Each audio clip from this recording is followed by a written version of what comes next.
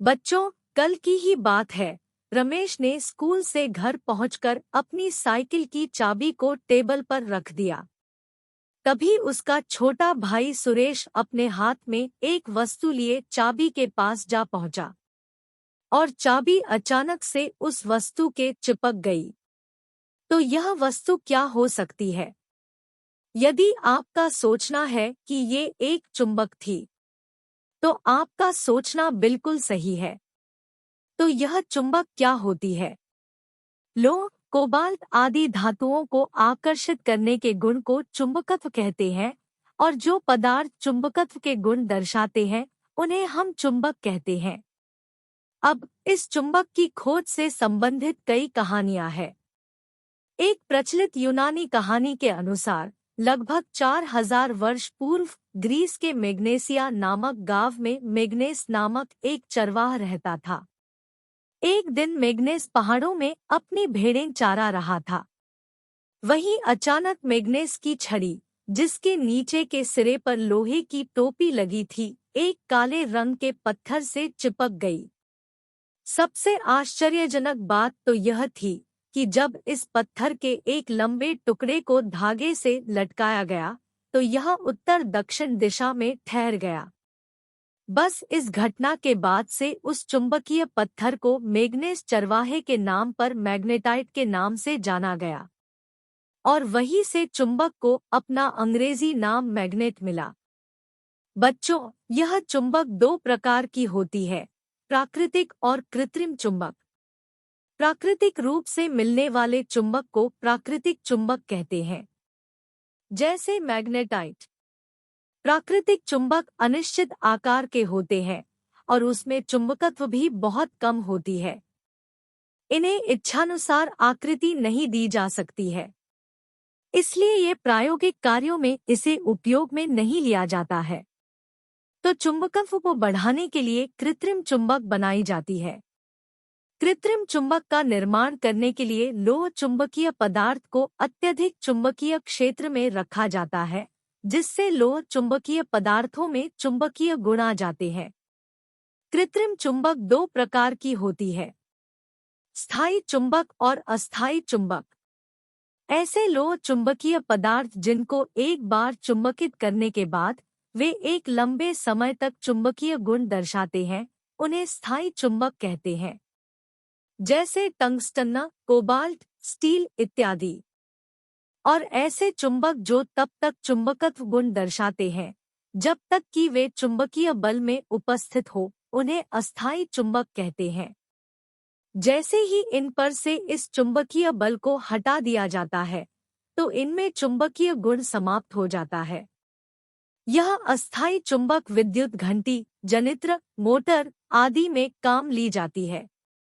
ज्यादातर एक छड़ या दंडनुमा चुंबक का सामान्य प्रयोजनों में उपयोग किया जाता है। आइए अब हम दंड चुंबक के गुणों की बात करते हैं। इसमें आकर्षण का गुण होता है। यह चुंबकीय पदार्थों को, जैसे लोहे का बुरादा इत्यादि को अपनी ओर आकर्षित करती है। चुंबक में दिशा निर्देशन का भी गुण होता है।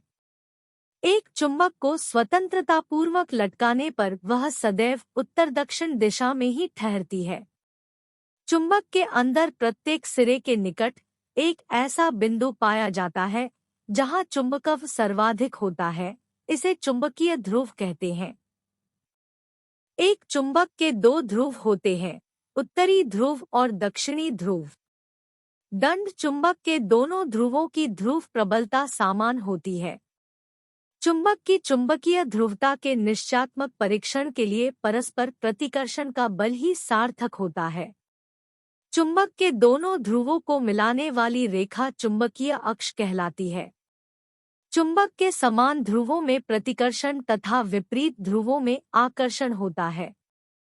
जब किसी चुंबक को गर्म किया जाता है या पीटा जाता है तो उसका चुंबकत्व नष्ट हो जाता है। इस प्रक्रिया को विचुंबकन कहते हैं। किसी लोहे की छड़ पर यदि चुंबक को बार बार रगड़ा जाए तो वह भी चुंबक बन जाती है। चुंबक को तोड़ने पर उसका प्रत्येक खंड वापस एक नया चुंबक बन जाता है। दंड चुंबक में उपस्थित उत्तर एवं दक्षिणी ध्रुव उसके सिरों से कुछ हटकर अंदर की ओर होते हैं तथा इन ध्रुवों के मध्य की लंबाई को चुंबक की प्रभावकारी लंबाई कहते हैं। ये चुंबक की वास्तविक लंबाई से थोड़ी कम होती है। प्रभावकारी लंबाई सदैव वास्तविक लंबाई की 5/6 गुना होती है। चुंबक बहुत ही उपयोगी वस्तु है। इसका उपयोग लौह पदार्थों की पहचान करने में और दिक्सूचक के निर्माण में किया जाता है। रेडियो, टीवी, पंखा तथा ध्वनि विस्तारक यंत्र जैसे लाउडस्पीकर के निर्माण में भी चुंबक का उपयोग किया जाता है। हमारे एटीएम तथा डेबिट कार्डों पर भी चुंबकीय पदार्थों का लेप होता है, जिससे प्रयोगकर्ता की पहचान अंकित हो जाती है। चुंबक के चारों ओर का एक क्षेत्र होता है, जहां तक वह अन्य चुंबक या चुंबकीय पदार्थों को अपनी ओर आकर्षित या फिर प्रतिकर्षित कर सकती है, उसे चुंबकीय क्षेत्र कहते हैं। चुंबक के इस प्रभाव को चुंबकीय क्षेत्र की तीव्रता कहते हैं। चुंबक के चारों ओर के इस चुंबकीय क्षेत्र को काल्पनिक रेखाओं से प्रदर्शित किया जाता है, जिन्हें चुंबकीय बल रेखाएं कहते हैं। ये बंद वक्र में होती है। बंद वक्र के किसी बिंदु पर खींची गई स्पर्श रेखा उस बिंदु पर चुंबकीय क्षेत्र की दिशा बताती है। ये रेखाएं चुंबक के बाहर उत्तरी ध्रुव से दक्षिणी ध्रुव की ओर चलती है और चुंबक के अंदर दक्षिणी ध्रुव से उत्तरी ध्रुव की दिशा में चलती है। इन रेखाओं की दिशा का ज्ञान होना जरूरी है, क्योंकि बिजली की मोटर के घूमने की दिशा में इसका महत्वपूर्ण योगदान है। ये बल रेखाएं कभी भी एक दूसरे को काटती नहीं हैं।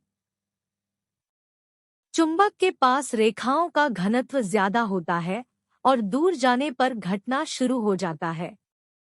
यदि किन्हीं बिंदुओं पर कोई चुंबकीय बल रेखा नहीं है, तो इन बिंदुओं पर परिणामी चुंबकीय बल शून्य होने के कारण ऐसे बिंदुओं को उदासीन बिंदु कहते हैं।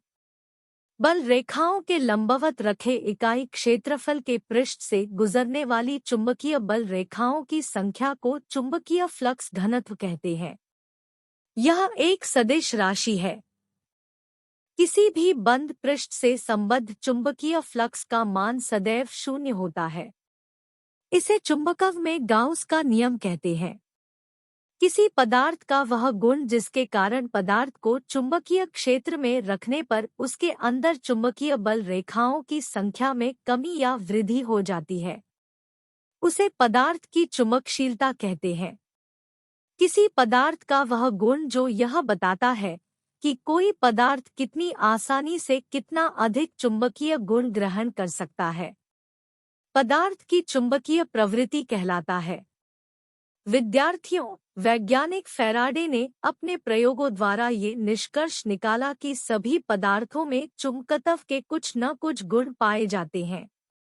उन्होंने अनेक पदार्थों को चुंबकीय क्षेत्र में रखकर उनके चुंबकीय व्यवहारों का अध्ययन किया तथा इस आधार पर पदार्थों को 3 वर्गों में विभाजित किया: प्रतिचुंबकीय पदार्थ, अनुचुंबकीय पदार्थ और लौह चुंबकीय पदार्थ। आइए हम इन पदार्थों की विस्तृत जानकारी लेते हैं। प्रतिचुंबकीय पदार्थ। कुछ पदार्थ चुंबकीय क्षेत्र में रखे जाने पर क्षेत्र की विपरीत दिशा में मामूली से चुंबकित हो जाते हैं। ये पदार्थ किसी शक्तिशाली चुंबक के सिरे के समीप लाए जाने पर प्रतिकर्षित होते हैं। इन्हें प्रतिचुंबकीय पदार्थ कहते हैं तथा इसके गुण को प्रतिचुंबकत्व कहते हैं।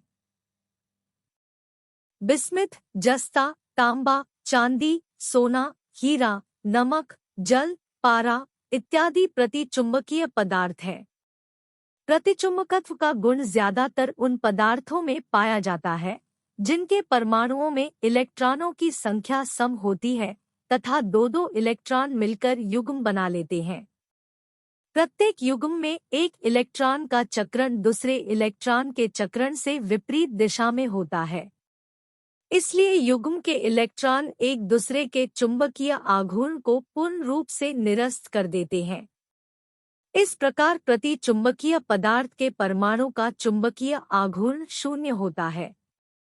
अनुचुंबकीय पदार्थ। कुछ पदार्थ चुंबकीय क्षेत्र में रखे जाने पर क्षेत्र की ही दिशा में मामूली से चुंबकित हो जाते हैं तथा किसी शक्तिशाली चुंबक के सिरे के समीप लाने पर सिरे की ओर आकर्षित होते हैं। इन्हें अनुचुंबकीय पदार्थ कहते हैं। एल्यूमिनियम, सोडियम, प्लेटिनम, मैंगनीज आदि अनुचुंबकीय पदार्थ हैं। अनुचुंबकत्व का गुण उन पदार्थों में पाया जाता है जिनके परमाणुओं में कुछ ऐसे अधिक्य इलेक्ट्रॉन होते हैं जिनका चक्रण एक ही दिशा में होता है, इसलिए अनुचुंबकीय पदार्थ के परमाणु में स्थायी चुंबकीय आघूर्ण होता है। लौह चुंबकीय पदार्थ। कुछ पदार्थ चुंबकीय क्षेत्र में रखे जाने पर क्षेत्र की ही दिशा में प्रबल रूप से चुंबकित हो जाते हैं तथा किसी चुंबक के सिरे के समीप लाने पर तेजी से आकर्षित होते हैं। इन्हें लौह चुंबकीय पदार्थ कहते हैं। लोहा, निकिल, कोबाल्ट, मैग्नेटाइट इत्यादि लौह चुंबकीय पदार्थ हैं। लौह चुंबकीय पदार्थों का प्रत्येक परमाणु एक चुंबक होता है जिसमें कुछ स्थायी चुंबकीय आघूर्ण होता है, परंतु लौह चुंबकीय पदार्थों में परमाणुओं के अत्यंत अतिसूक्ष्म आकार के प्रभावी क्षेत्र बन जाते हैं जिन्हें डोमेन कहते हैं। प्रत्येक डोमेन एक तीव्र चुंबक होता है, परंतु पदार्थ की सामान्य अवस्था में विभिन्न डोमेन अनियमित ढंग से इस प्रकार बिखरे रहते हैं कि उनका किसी भी दिशा में परिणामी चुंबकीय आघूर्ण शून्य हो जाता है। यही कारण है कि प्रत्येक लोहे का टुकड़ा चुंबक नहीं होता है। तो विद्यार्थियों, इस प्रकार आज हमने कक्षा 12 का 5वां अध्याय चुंबकत्व एवं द्रव्य को संक्षेप में समझा और चुंबक के प्रकार, उसके विभिन्न गुण और चुंबकीय पदार्थों की जानकारी प्राप्त की। हमारे साथ अंत तक बने रहने के लिए धन्यवाद।